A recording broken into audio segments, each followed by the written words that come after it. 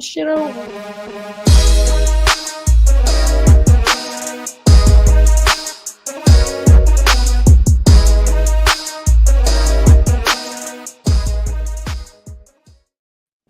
What's up, everyone? Welcome to Level 7 of the Severed Floor. I am your host, TJ Zwarych, joined by my good friend, fresh off the return from a busy weekend at South by Southwest, Rachel Leishman. How are you doing? I'm tired, but it's Severance time, so I'm excited to talk about Severance. Couldn't agree more. We have one episode left until the finale. We are so close to being done season 2. Thankfully, hopefully, we will not have the big wait for season 3. It should just be, pretty close to regular television, rocking and rolling. But we're still worried about season 2. We're not talking about season 3 yet. We'll save that for maybe after the finale. But joining us as well, you know her very well if you've been tuning into our show, Leah Marilla Thomas. Welcome back. Hello. The most penultimate episode to ever penultimate, I think. They said, here, we got to get the chips in place. We got a table to set, you guys. Let's go. Exactly. Getting everything set in stone for we'll talk about it more when we get there, but if I'm not mistaken, hour and 17-minute finale. So very excited to dive into that one when we get there. Before we do, I do want to ask you both, because it's been a while since we've talked to Leah and Rachel. You were just at a film festival. So, I don't know. Maybe some of them are under embargo, but if not, what were some of your favorite movies from South by Southwest? What you been watching? We're pulling up my letterbox to remember what I've done. Because it was a lot of a week. So, I started the week with Together, which is Allison Brie and Dave Franco. Movie's weird as shit, but very good. It's like, if you like the movie / musical Hedwig and the Angry Inch, there is a reference to the mythology that is the song Origin of Love in this movie. It made me really happy. Plus, seeing that little married couple act together was fun. I loved Death of a Unicorn. It's so funny. Will Poulter has the funniest line readings of all time. And I also cried and did not expect to cry during that movie and was just sitting there crying. But every line I wrote down was Will Poulter's except for one Richard E. Grant line. Other than that, it was just every one-liner Will Poulter had I wrote down because I thought it was funny. The Accountant 2 is fine. But John Bernthal and Ben Affleck are funny as shit together. So you take it or leave it. Holland has a twist I didn't see coming at all, and I loved it so much. People are being mean to it, and I don't like those people. They're my enemies. I loved Holland, though. Drop Rules, surprisingly so. You think it's such an easy premise and that, it'll be boring, but it genuinely is cool and fun. And Brendan Skelner is the one good man. And, he stays on that date for way longer than he probably should, and he's great. I love him. What else did I see? Surfer, weird as can be, but it's Nick Cage, so it was fine. I was into it. Friendship is very, very funny. That's the Paul Rudd, Tim Robinson movie. Weird funny in a way that we haven't done in a long time, so I liked that a lot. And then I saw Clown in a Cornfield, which had every single thing I hate. Clowns, cornfields, and one of the clowns had a chainsaw. So I don't know why I did that, but it's a good slasher. I was just miserable because everything I hate is in that movie. And that is what I saw at South by. That is absolutely hilarious. Glad you got a lot of it in. I'm sure you still have a shit ton of writing to do. So thank you for taking the time out of your day to join us to chat some Severance. It's nice to have you back on the show. I have recently binged the entirety of White Lotus from the first episode of season 1 all the way through. I haven't seen the newest episode of season 3, but everything but the newest episode. I'm enjoying it more as each season goes along. I enjoyed season 2 more than 1. I think I've enjoying season 3 more than 2. I found myself specifically for 1, but really all of it, sitting there just being like, what's going on? Why am I watching this show? It's a little bit boring, but I can't stop watching. I want to keep going. I want to see what happens next, because it's just so, when Liam was on the show a couple weeks ago, he talked about how like Severance kind of has been towing the line of boiling over. They got the boiling pot and it's about to boil over, but it doesn't. It's about to boil over, but doesn't. And that's really what I feel like the entirety of White Lotus is. Like, you always just feel like shit's about to hit the fan, and then they bring it back down until shit starts hitting the fan in the finale. And so I found it odd, but addicting is the best way that I could put it. And I also, for the very first time last night, watched The Accountant. Since they're making another one, I watched Ben Affleck, John Bernthal, and Anna Kendrick, and I liked it a lot. It was fun. It was my, I think, second ever. I've been putting in my star ratings for Letterboxd movies that I've watched as they come up, because I just downloaded the app. And so The Accountant is my second ever logged review in Letterboxd.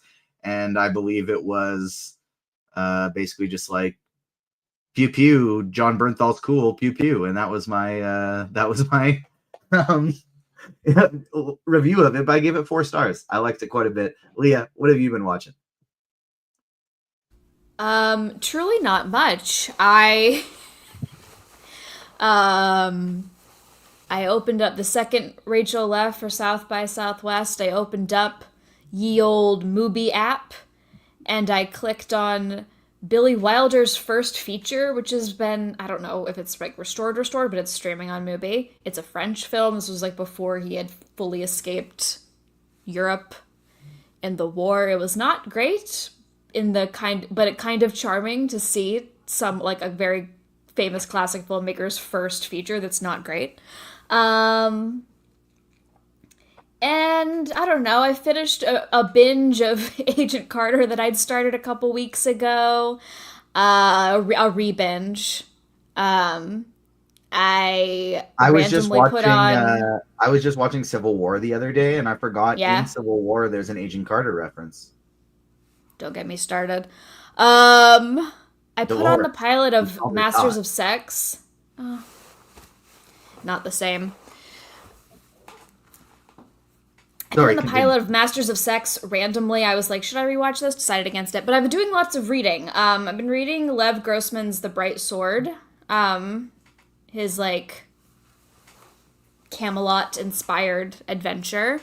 And then there's a new Hunger Games book coming out next week, all about Haymitch. So I've been refamiliarizing myself with that in preparation. I went to my friend's album release party. My friend has a Baroque early music band, and they put out a little album. And I grabbed it. I'm such a good promoter. The band's called Ruckus, but they collabed with this artist whose name is Keir. So that's cool. Now I know 2 people named Keir, to bring it all back to Jan Severance. Isn't that cool? It's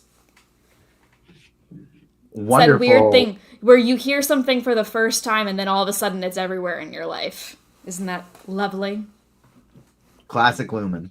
Lumon, but wonderful. Oh, and we watched The Traitors. We watched The Traitors, me and Raquel over here. Yeah, we did finish we haven't finished the reunion. We have to finish that. No. After this. But we did finish The Traitors. Happy for Dylan Efron and Gabby and the Britt. Lord, the Britt. And Dolores. How did I forget my girl Dolores? She didn't do anything. Oh, I'm obsessed with her. She won that competition by doing the least. Osmosis. That's how I'm trying to be. I have to get out of here in about 40 minutes, and so I'm going to mash 2 segments into one. Great, let's go. And that is, first off, a question for you both. Assuming Severance Season 2 lands the finale, do we think that Season 2 is better than Season 1? And then Episode 9, the penultimate, what are your kind of spoiler-free thoughts? I'll throw it to you first, Rachel. Yes, I do think it's better, because as I've said before, when I started Season 1 of Severance, I really wanted to love it, and it took until a certain point, and then I was, like, really invested, and going through a rewatch, I obviously didn't have that because I knew what I was waiting for, but I never had that feeling with this season. I always kind of was like, oh, where are we going next? What's going on? And was invested the entire time. So I do think that inherently makes season 2 better than season 1 in my mind. But season 2 wouldn't be as good if we didn't have season 1. All that kind of back and forth. But I do think I like season 2 as a whole first watch better than I did first watch season 1. And my spoiler-free thoughts. Yet again, Dan Erickson and Ben Stiller know how to set up a finale, like the penultimate episode before a finale, because just like the last one, they set up all these things that have to kind of are going to be explored in the final episode, and they do a really good job of being like, okay, here are the points we're gonna hit, get ready for them. And I like that is now, like, that's kind of what this show is really good at, because it did it in season 1 with the Dylan has to get this thing, go in there, flip them off, and like you knew what was coming in the finale. And this episode did pretty much the same exact thing. Ended with the exact same line as the penultimate episode of season 1 as well.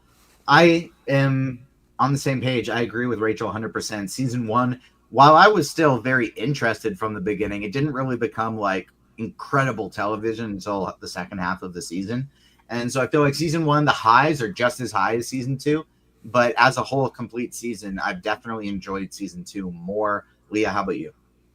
I enjoyed season 2 more as well, because like both of you, I got more into season 1 halfway through. However, it is suffering a little bit from that thing of like when you have such a strong ensemble and you want to see them together, and then all of these episodes are separating them for their own little adventures, and it's like, bring the group back together. Yellow Jackets is going through, I know I bring up Yellow Jackets all the time, is going through a similar thing where it's like, I want to see the characters interact with each other, not on their own separate adventures.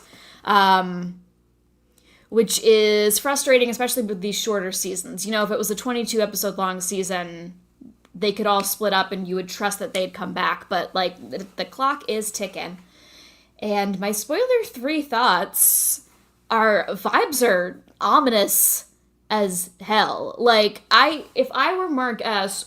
waking up in that birthing cabin, that's not warm or comforting to me at all. Everybody looks sinister.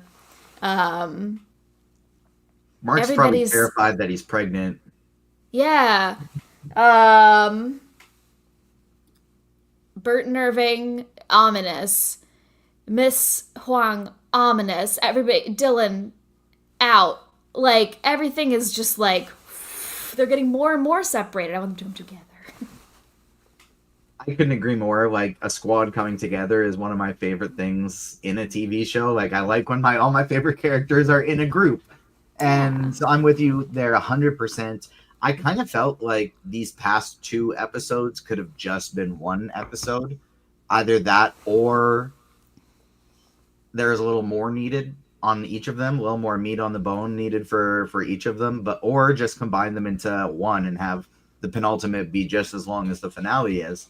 But I still enjoyed it nonetheless. They felt like maybe a touch of a step back toward from the like episode 5, 6, 7 of season 2 for me, but still very good.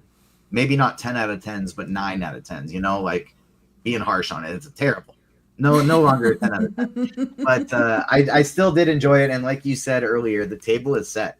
The table is set for an absolutely chaotic final where hopefully we get some of the group back together.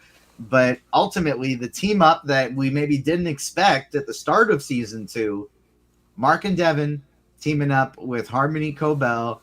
And Rachel, you brought it up so many times that earlier in the season of like, I interviewed Patricia Arquette and she has disappeared.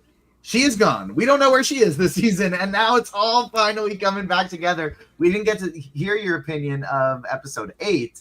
So what do you think of how this team up has all come together? So with episode 8, I have more questions about like Lumon and the Lumon housing and everyone who kind of works for Lumon and how they seemingly are like picked from childhood to work there and all that kind of stuff. But I also I didn't dislike it, but I hate the episodes where, and well, maybe she's not a villain, is what we're learning. But like when the villain gets like their backs, I'm like, I don't care about this villain, whatever. And that's kind of how I felt watching that. But then after this episode, it's like, okay, fine. Like she clearly is not as bad, maybe, who knows, that we think. But yeah, I think it's an interesting team up. I hope that she makes Mark not die, since that lady up and left because of Devin. But yeah, I don't know. I happy for Harmony, happy she's back. Happy Patricia Arquette had a whole little season and a half off. Or half a season off because she just like was not there. But yeah, the last episode, I'm gonna have to really like unpack it after the season is over just to see what everything is setting up, because it has shifted who is the quote unquote villain of Severance. Because in season 1 it was Harmony, Cobel, and Lumon as a whole, and now in season 2 it seems like both Milchick and Harmony are like also not happy with Lumon. So it is pushing like so then who is the villain? Just Kier and just what's his name? Daddy Egan. Yeah. So it brings up a lot of questions of who she really is. And so the team up is both exciting and making me uncomfy. I don't like it. Mark, do better. I think that's a great point of how the kind of villain has shifted from, hey, it's not just these individual people that are causing our protagonist problems. It's the entire systemic havoc that Lumon has caused on absolutely everyone around them. And, you know, even the people bossing them around are victims in their own right as well. And even though I didn't love episode 8, I did think it shed light on the child labor aspect of Lumon and how Miss Huang is essentially the next Harmony Cobel, is kind of what it looks like they're doing here. They have their child labor, they have their apprenticeship. She's going through the Wintertide fellowship, and we'll talk about her more later. But poor Miss Huang we've kind of been making jokes about her the whole time, but it definitely seems like she's going through a tough time right now. But before that, Leah, what's your thoughts on the team up, and as well as, you know, as Rachel brought up, the shift in who the antagonist is here? We get to see old Daddy Egan popping up with Helly in this one, as creepy as all hell as he typically is. Well, yeah, and then we also learned that he's fathered multiple children, possibly definitely with severed women. So lots of skeletons in his closet. Absolutely terrifying. And he interrupted Helly just as she was doing some important memorization. But yeah, as for Cobel and Devin, I mean, look, it worked out. It worked out for her, and I love that. I love for Devin that she did a stupid thing by calling Cobel, but guess what? It was the right choice because she invented Severance so she could actually technically help Mark. We love productive failure. But then they both look so sinister in that last moment. So that was like what was really upsetting to me, because not only is Cobel like backed by fire, but even Devin's got a little wicked gleam in her eye. Rachel, what did you think of the limited but still powerful, I think, Helly and Helena stuff that we got in this episode? My favorite piece is when she's looking at Milchick and she's like, isn't it Helly E? And just, I love that she's taking no one's shit anymore. I do. Someone said that Britt Lauer should get an Emmy for the Helly walk. And I agree. I think like the way she moves as Helly versus how she moves as Helena is really interesting and cool, because it's, you know, Mark Scout and Mark S are both just like inherently sad. So, and it bleeds into both of them. So Adam Scott doesn't change his physicality that much. But Helena versus Helly is so different from one another that it is really interesting to look at how the two move. And yet you were fooled. And yet I was fooled. And you even said that. I remember you saying, like, no, it can't be Helena. She moves completely different as Helena. And I was like, yeah, like that. But then that means that Helena studied how Helly walks and imitated it, and that's even crazier. She is deranged. I do like it, I think. I don't know. I go back and forth because like when I know it's the whole like central theme of this episode in particular that the innies deserve to have the right to love in their own lives. But like the Helena slash Helly slash Mark stuff makes me but be like, "Ugh." And then flip on the flip of that, I love Mark and Gemma, and so it's like I'm back and forth because I love Helly and Mark, but I hate Helena and Mark, and I love Gemma and Mark, and so I am a torn little individual. So as much as like the Helena father drama intrigues me, it just makes me go back to like Helena sucks. The one thing none of us are torn about, and we've all brought him up briefly, is that this was a shitty day for our guy Dylan G. Dylan G is going through it. He's going through a tough time. His Audie's wife breaks up the affair. He's like, no, I could love you better. We could start a new life together. And she's like, no can do. Dylan's Audi wants to end his life. Dylan's innie wants to end his life. It is a sad time for Dylan G, Rachel. It is. It is a sad time for those two. I mean, here's the thing about Audi Dylan. If my partner came home and was like, I had an affair with you, but it was your innie personality, I would feel like, oh, so you're just like attracted to me. Like the fact that he is so mad, I'd be like, no, man, that means that no matter what, this bitch is attracted to you. She legitimately could have an affair with anyone, and she chose to have an affair with you. It's like best case scenario where you are distant and your partner goes to cheat is, oh, they're cheating on you, just like the version of you that you used to be. Which, yeah, that kind of sucks. But at the same time, you can fix that. To a mentally, I mean, maybe I'm speaking too broadly and this is too harsh because people can just have different perspectives on the matter.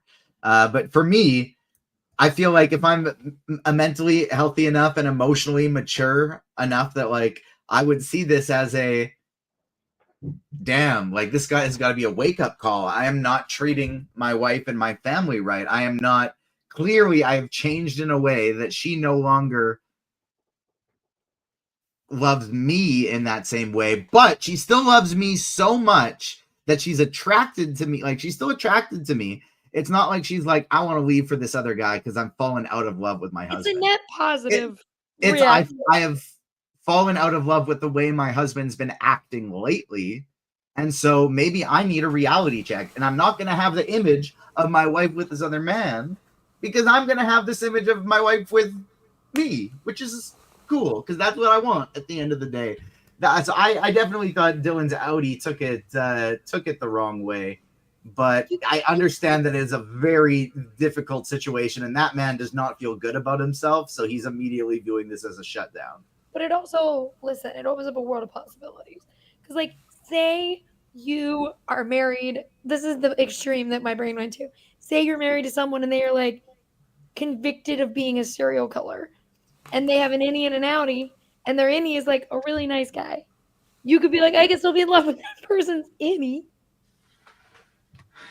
Opens up a world of possibilities for Lumon and forever knowing that the potential to become a serial killer is within them. Oh, that's just like any person, Rachel.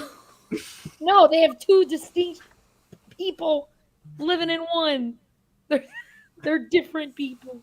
Leo, what's your perspective on the situation? On this being married to a severed serial killer? Of it all.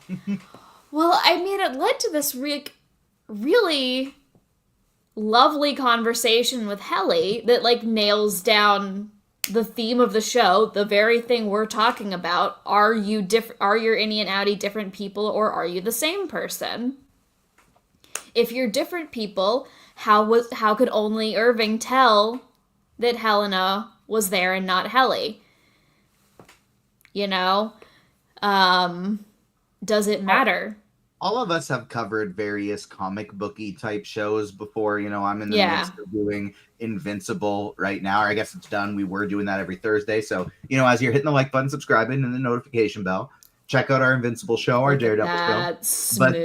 But right through there. But, you know, we've all covered that type of stuff before. I personally view it similarly to, like, they're the same and different as much as a multiversal variant is. Right. You know, like, biologically, you're the same. You have potential for similar things but your experiences shape who you are. And so they're the same, but they're different in that type of way. That's kind of how I view it. They're different people, but they have potential for similar things dependent on how their experiences shape them. And they share a corporeal body. Which is would be different from variants. Yeah, which makes it does complicate a lot of things. And they can't even meet each other or have a conversation. You know, that's what makes it extra tough. But when Dylan decides he wants to leave, it brings up a moment between Miss Huang and Milchick that has been the cause of much tension between them throughout the season, and ultimately Milchick wins his battle against a child in the workplace. And I felt really bad for Miss Huang in this spot where she's got to break her toy. She's got to move out of her parents' home, and who knows where the hell they're sending her. Yeah, this is the first time that I really kind of felt for Miss Huang. What were your thoughts? She just, like, looks so baby. Like, all of a sudden, they've got, like, when her little eyes are like this, and there's a similar shot with Helly where for auditory podcast listeners, I'm covering the bottom half of my face so you only see my little eyes. And it just, like, it's so vulnerable. Yeah, I don't know. I feel bad for her. She's going somewhere not fun, it seems. Was it like it wasn't Iceland, but it seemed far away. Shout out to Sarah Bach for that performance, because it was truly really cool, because she went from this little kid who was imposing over all of these adults and not taking any shit to this little baby girl who just had her heart broken, and it was a really really good performance. Rachel, what were your thoughts? Oh, sorry, Leah, you got it. Great first name, Eustace. Just wanted to say that. Go, Rachel. I felt bad, but it also, like, she wasn't severed because she went up and got on the bus, and unless, like, they told her in the lobby, like, hey, we're letting you go, and she knew, it seems as if she was not severed.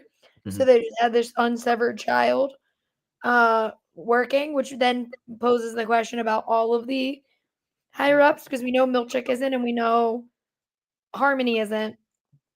So then if Miss Huang isn't, then it's just, okay, where do the severed people stop, and where do, you know what I'm saying?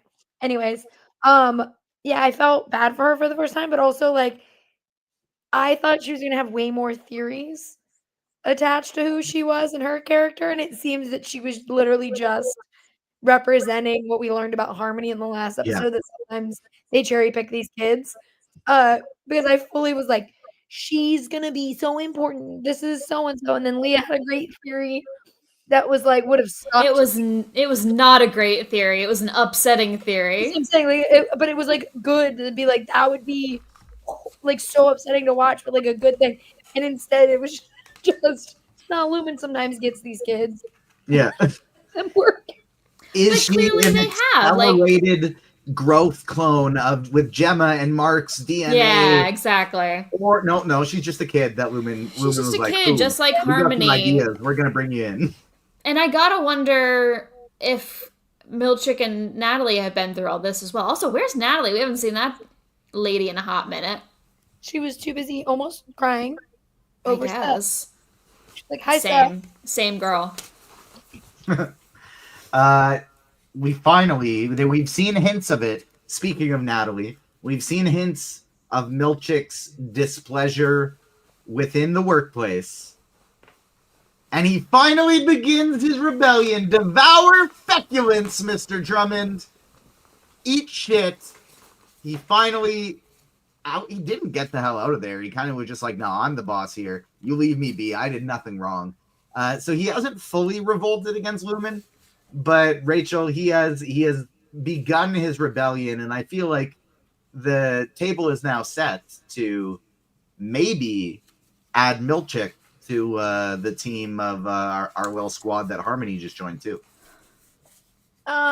Yeah, I will let Leah talk about her favorite part of that scene, but I do like, that's what I was saying with like the villains are shifting, because it was like Milchick and Harmony for season 1. Season 2 was like Milchick and maybe still don't trust Harmony, but also all of Lumon is bad. And now it seems as if like, I mean, you still can't trust Milchick because he was still forcing these people who were severed to do stuff, and we don't really know what exactly they're doing. So like, can't fully trust him. However, I do like that it seems as if season 3 might be the former Lumens against Lumon as a corporation. Because you have Harmony helping Mark. Milchick is seemingly done. Who ever knows what's going on with Helly and Helena? So I kind of like that development. I would like to see where it goes, and if Seth is going to go back with Lumon, if they just like give him a promotion again. But for now, I do like that he finally stood up for himself. Agreed. What do you think, Leah? Monosyllabically. Yeah, because it still seems, I don't know that I would call him a full rebel yet. You know, he's acting out against Drummond, but he's also taking control. And he's like I reform from within. That's what I'm doing. Leave me alone. It's not like I quit. It's not I break all the severed people out. We're going for a picnic forever. That was a weird little scenario I just made up. You know, he's still about the work. And I think it's so interesting how both he and Harmony were like, they very much understand the prestige and value of that position. They don't want to leave it at any cost. Like they feel as though they've earned this spot and they want to stay there. And he has also kind of realized, I think Cobel's gone. There is no one. A child was shadowing him. There's no one else who can step in and do his job right now. Are they going to put Natalie there? No, Natalie's got other shit going on.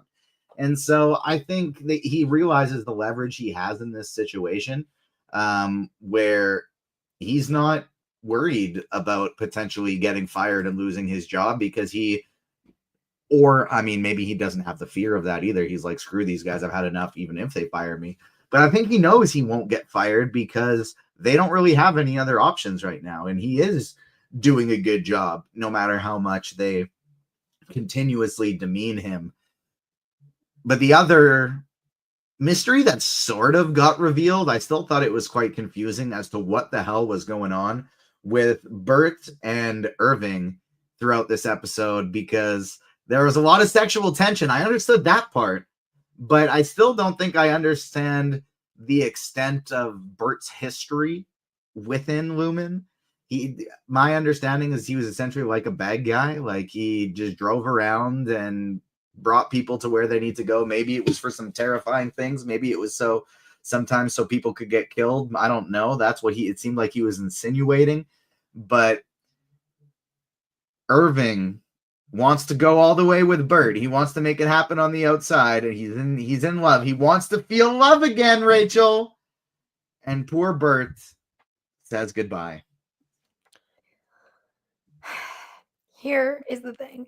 My theory is that Burt is not severed and is just acting. Like when he said to Irving when they first met and he was like questioning him, I felt like it was more of Burt now, not when it was happening, but now gauging how much Irving knew about their relationship. And I don't know that Fields is in on it because Fields was talking about innies, but maybe Fields is because Fields was the one that said like an innie should have the right to love. So I hope that that was beautiful for them. And like, so maybe that was Fields being like, that means Burt, this is done.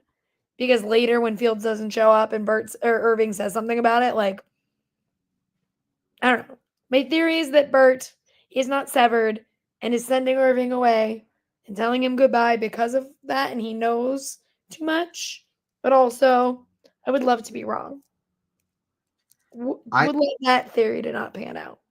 My theory and understanding is essentially he was working at Lumon pre-Severance, doing some pretty shady shit, or if not doing the shady shit, facilitating the shady shit.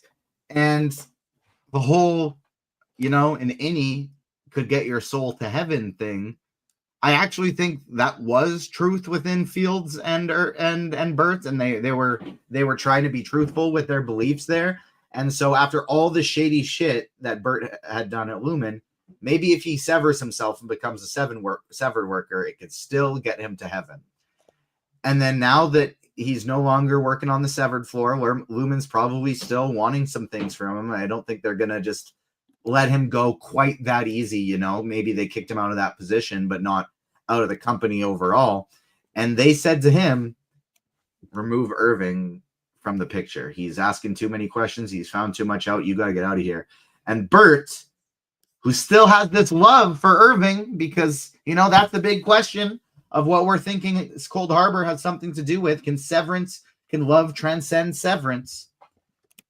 And he has this love for Irving. So because of that, he says just like, go to the train station, please get the hell out of town so that Lumon is not worried about you anymore and they'll think I have done my job and you're safe.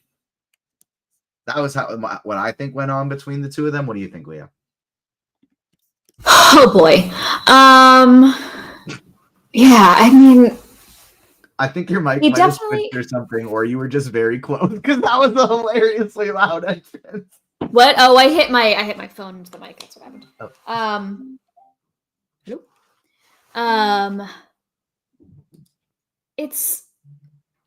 He called him a goon. Start there in his notes.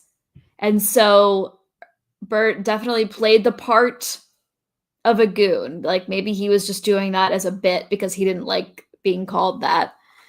But yeah, I don't know. There's nothing more romantic than a train station goodbye. That's like what I keep thinking about with that scene in that episode. I love that in film and storytelling, but he didn't get on the train and follow him. I don't know what's going on with this. I'd never considered until Rachel said it just now that Burt was secretly not severed. But my mother-in-law said the same thing when we were watching last night. Interesting. She has a PhD. Okay. And I don't got one of them. Sorry. It's just like the different relationships, the different severed, non-severed relationships are all so different and interesting, different ways. And the way Irving was saying, like, I have not ever been in love. I would like to experience that. I'm ready to experience that. Very Bobby and Company. Shout out. Reminded me so much of Helly. When Helly learns that Helena and Mark had sex in the tent, and she was like, that's not fair. I want to experience that for myself. Like, why don't I get to... Exactly. And this is sort of like I hope, less sinister version of that with Irving being like, my innie experienced like this beautiful love, and I would like that as well. Why can't you give that to me? And then he just gets sent away, and I don't know if he's coming back. What if he doesn't come back? How are they going to find him? If we don't see Irving in the finale in some capacity, I will be pretty disappointed. Like I need, like we talked about at the beginning, we need the squad to get back together, and And so Radar. at the very least, I need them at least to have some screen time. Do we have any theories for the season finale? And like the episode ends with, you know, kind of a drawn out Cobel, Mark, and Devin conversation, just how it began. But now they're at the birthing, whatever it is, retreat place, cabin, and Mark's innie is there. I don't really understand because I kind of thought the chip had been removed, and so I don't really understand why his innie is so easily accessible at this place. That part is throwing me off. I don't fully get that, but like we talked about, the episode ends with the exact same line as season one episode, as the season one finale did. Leah, do you have any theories for the finale? Final thoughts on the penultimate? Big confrontations. You know, between Mark and Cobel, and then I guess Helly and Jaime Egan. I don't know what he wants from her, but that's very interesting. We know it's called Cold Harbor, so hopefully we'll at least find out what that is. And then Cobel said, after the longest pause, have you completed the file? Wait 5 minutes, Cold Harbor. So, my God. Maybe she explained what that was in the car to Mark's Audi. Maybe not. We'll never know. We didn't see that conversation. I guess she was in the trunk, so. Yeah. Those are my only really real thoughts. I guess we'll get confirmation on Dylan. That's Rachel, it. final thoughts? We should see Gemma in some capacity, I hope. Yeah. She's out there. And by out there, I mean in there.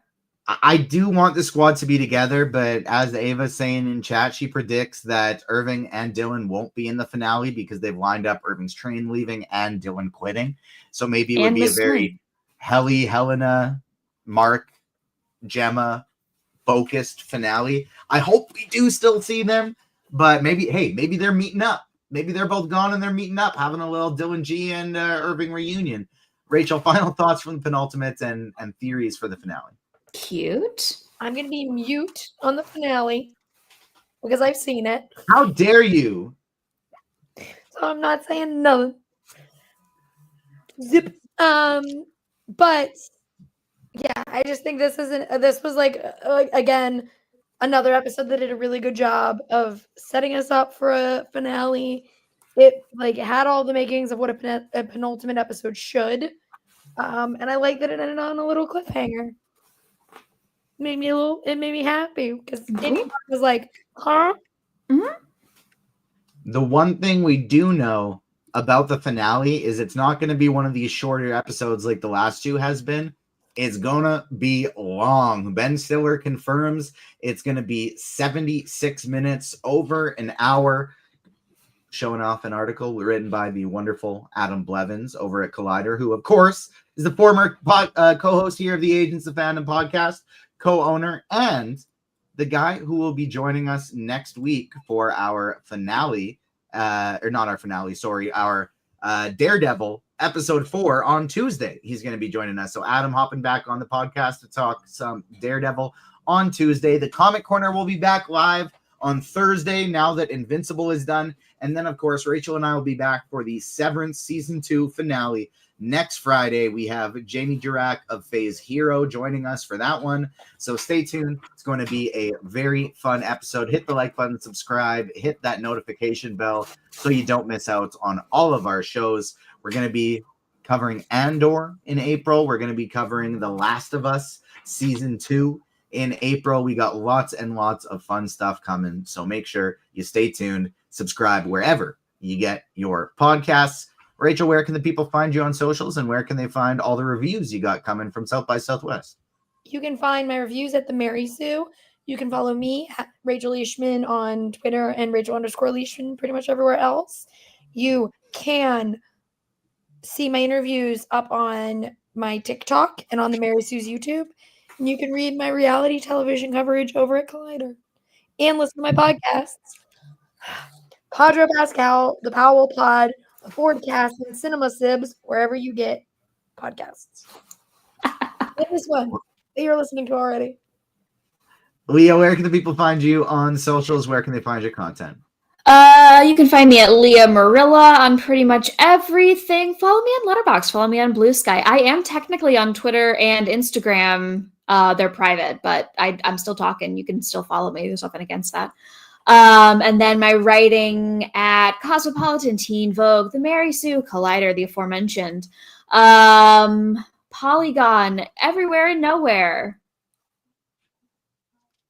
Ding. Thank you so much to all of you who joined us live today and who joined after the fact. Don't forget to smash the like button. Follow the Agents of Fandom on socials at Agents Fandom on TikTok and Twitter. Agents of Fandom everywhere else.